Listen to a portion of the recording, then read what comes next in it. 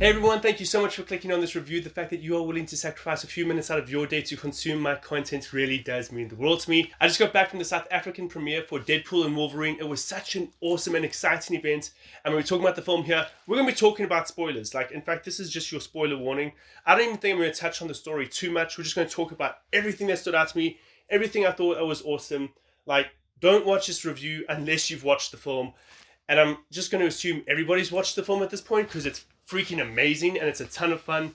Cameos all over the place. I think this is one of the few films where you will genuinely not really enjoy it unless you've watched everything to do with Fox, everything to do with Marvel, because there are so many Easter eggs. And even the plot itself is so heavily focused on everything that came before. So, I mean, I loved it. As just such a superhero geek nerd, everything to do with Marvel, everything to do with Fox, I've always loved it. And so there were so many great, awesome callbacks, as well as super deep, hidden Easter eggs. So let's just break down everything. This is a Deadpool movie. It's a direct sequel to the first two films, but it also introduces it into the MCU, and it does a really great job of doing that with the TVA. I've really been struggling with the latest phase of the MCU. I don't think I've actually properly enjoyed a single movie since Endgame. I mean, everyone talks about Spider-Man. I thought Spider-Man was alright. But if you take out all the nostalgia, I don't think it's a genuinely good film. This is a properly good movie. I love this. This is a solid 9.5 out of 10. There's a few moments where I was yeah. But they're so small and they're so minor. I loved this movie. I genuinely did. So yes, proper full-on Deadpool sequel. We have Wolverine finally appearing. And I want to say they honor the story of Logan, but at the same time they completely disrespect it. They disrespect the hell out of it, but they do it in the most Deadpool way possible. An awesome fight sequence ensures. If you guys haven't watched the film, again, I don't know why you're still watching this review, because we are only tackling spoilers. But if I had to guess that Deadpool was going to use Logan's dead, rotting corpse as weapons and he would literally be repeatedly stabbing guys in the balls with Logan's dead corpse, that wasn't on my bingo card at all. And if you think that's crazy, that's just the start of it. This movie is just non-stop action and comedy and emotional as well. This is a highly emotional film. I won't lie. I got a little bit emotional. Dang. This whole review, by the way, has been all over the place. I've had, besides the intro, there's been no through thought of this review whatsoever. So let's try bring it back to a point where this makes sense. So story-wise, it was great. Performances across the board were phenomenal. And we had a lot of great callbacks with previous actors making cameos. I mean, I love Jennifer Garner as Elektra, especially with the Ben Affleck Daredevil film. I didn't necessarily like the Elektra movie too much, but having her return was great. Wesley Snipes as Blade. Oh my word. At one point while watching the movie, I was I just feel like we're going to get Channing Tatum's Gambit. And then we did. That was such a holy smokes cameo that I was not expecting. I loved it.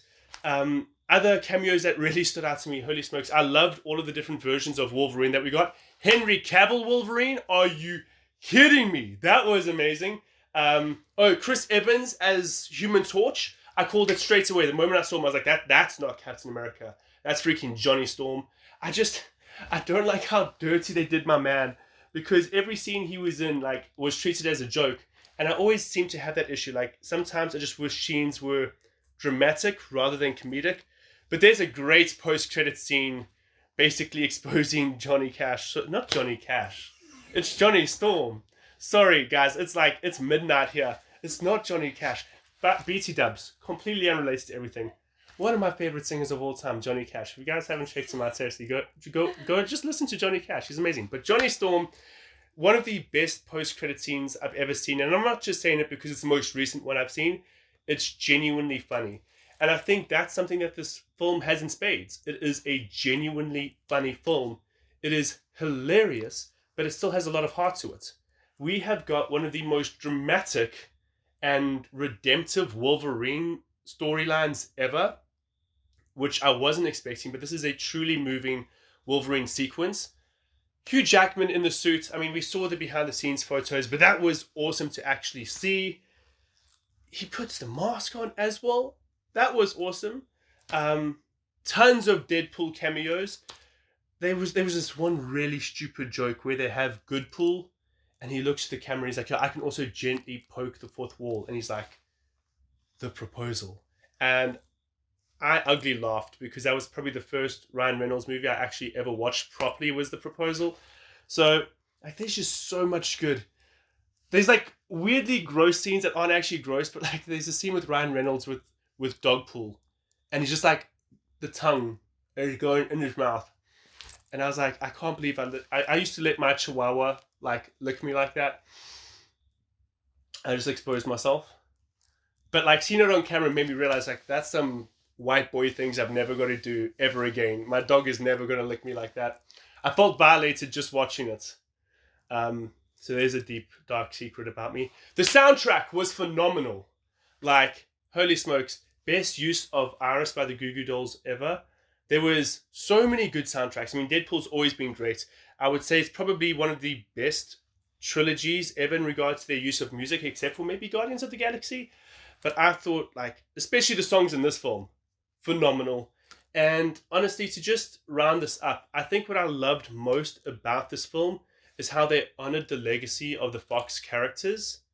Like, it was generally touching. There is a post-credit scene where they show behind the scenes clips of all of the different Fox property movies. And I was like, dang, these are movies I grew up watching. Like the original Fantastic Four movies, the Blade movies, the original X-Men movies. It was just wholesome. And so, like, for a movie that's very unwholesome, Deadpool is not a wholesome movie. There are definitely wholesome moments. So if you haven't yet, I would definitely recommend that you check out the movie. It was a ton of fun. It was hilarious. Fantastic action sequences. Tons of cameos and Easter eggs that you guys are going to absolutely love. If you guys did enjoy this video, please give it a like. Do not be afraid to subscribe to my YouTube channel. And I hope to see you guys again in the next video. Hey guys, I'd like to take this opportunity to shout out to my close friend and co-worker KG with his podcast, Who Got the Juice? If you are someone who wants to be creatively inspired, this is a podcast you've got to check out. He's been interviewing industry leaders. Ultimately, if you're someone who just wants to make something that means something, check out his podcast because you are going to be inspired.